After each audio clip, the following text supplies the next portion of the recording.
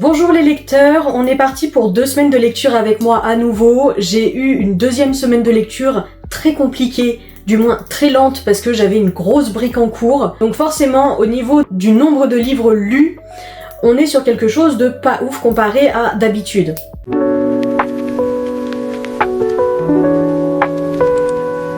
Au total, j'ai lu 2 fantaisies et 2 romances, et j'ai également commencé une 3e romance. On commence du coup avec la fantaisie, donc Légende Enlatée de Travis Baldree. On est sur une cosy fantasy, très courte, très cosy forcément, en format poche. Par contre, je vous préviens, c'est un premier tome, et on a également une petite nouvelle à la fin, très sympathique. Ça se lit très bien, c'est fluide, c'est sympa. Par contre, qu'est-ce que c'était long quand on parlait de la construction de ce café, mais... j'ai cru qu'on allait jamais terminer, quoi.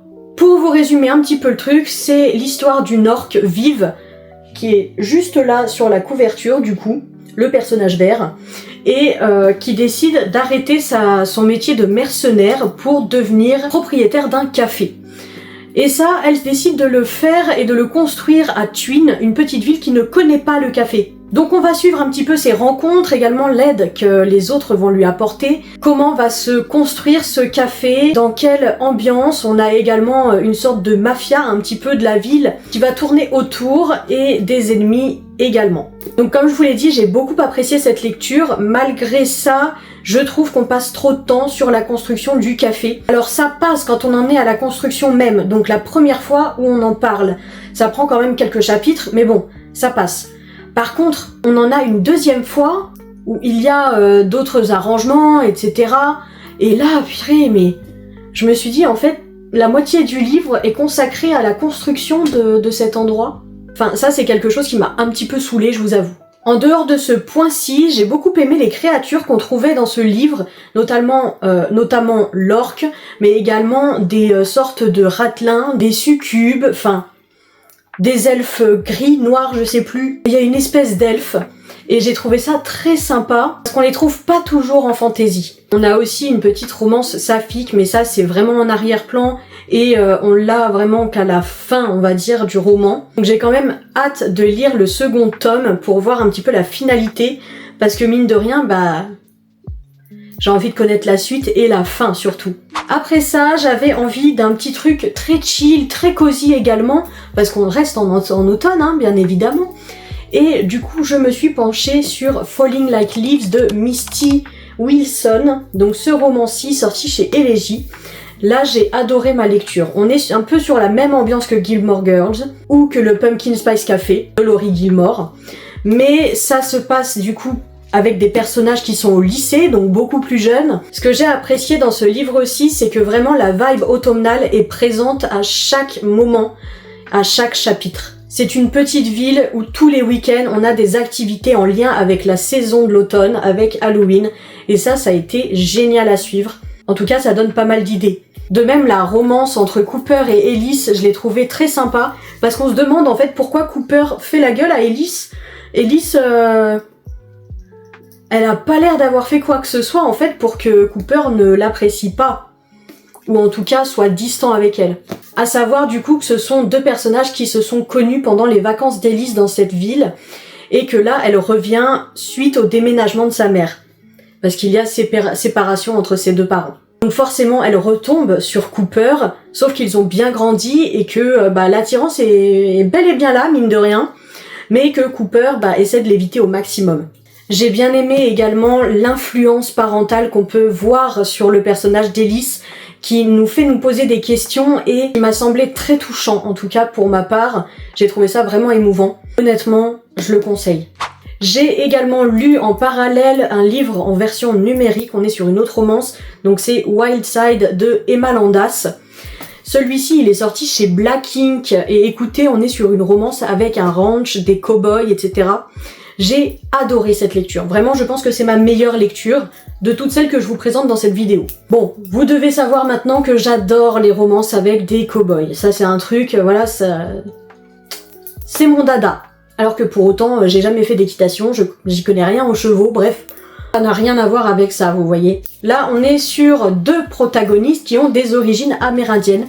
Déjà, c'est un petit point que j'ai beaucoup apprécié, car je l'ai trouvé assez original et très bien construit. Ce sont également un personnage féminin, du coup, qui est amoureuse du personnage masculin depuis toute petite, mais qui, lui, ressent énormément de culpabilité vis-à-vis de ça, parce qu'il est plus âgé qu'elle, et qu'il l'a un peu vu grandir, donc vous voyez, il y a ce côté un peu dérangeant de la chose, et qui du coup fait en sorte de l'éviter au maximum, et à la suite d'un drame familial, il décide de partir et de s'engager dans l'armée. Sauf que le souci, c'est que elle passe pas à autre chose.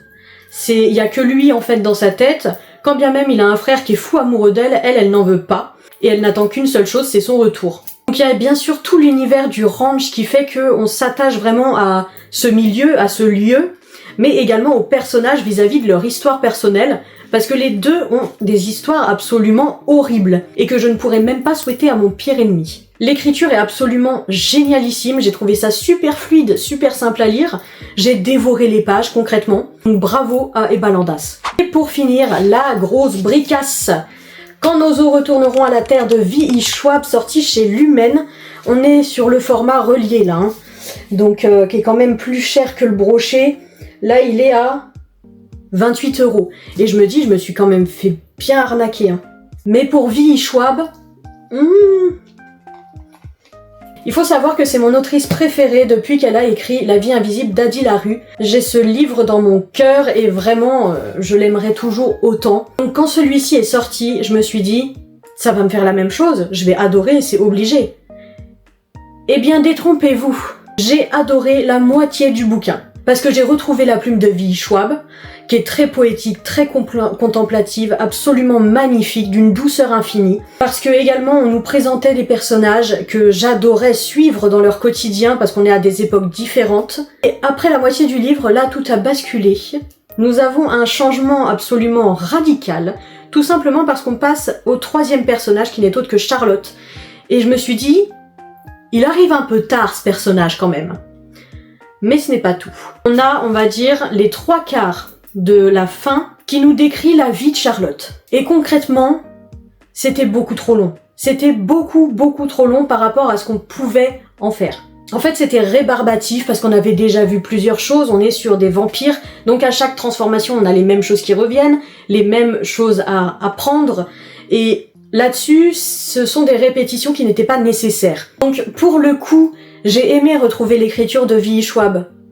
Mais à côté de ça, je reste perplexe face du coup à cette histoire, parce que je l'ai beaucoup aimée dans un certain sens, mais dans un autre, surtout la fin, je l'ai détestée et je suis restée perplexe en fait. D'ailleurs, si vous pouvez m'orienter dans les commentaires si vous l'avez lu, je serais vraiment preneuse parce que je n'ai pas compris la fin. Donc aidez-moi s'il vous plaît, dites-moi comment se termine ce livre, parce que je ne comprends pas ce qu'il se passe à la dernière page. Je l'ai relu et relu et relu, mais non, ça ne veut pas. Mon cerveau n'intègre pas les informations, j'ai l'impression. Donc si vous pouvez me dire comment ça se termine, n'hésitez pas à me laisser un commentaire avec, genre noté en majuscule au début de votre commentaire, spoil, histoire qu'on sache que c'est un spoil du coup pour ça. Et s'il vous plaît, aidez-moi.